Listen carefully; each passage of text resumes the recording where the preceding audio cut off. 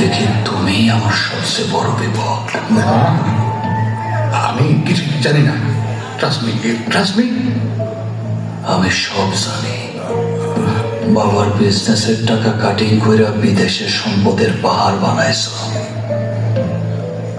কিছুই কই নাই, কারণ ওইটা আমার কাছে কোনো ম্যাটার করে না।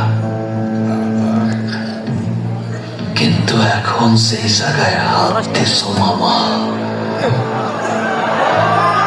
এটা আমার কাছে অনেক বড় ম্যাটার করে। কারণ ব্যাপারটা আমার একান্ত পার্সোনাল। আর এই বিষয়ে দুনিয়ার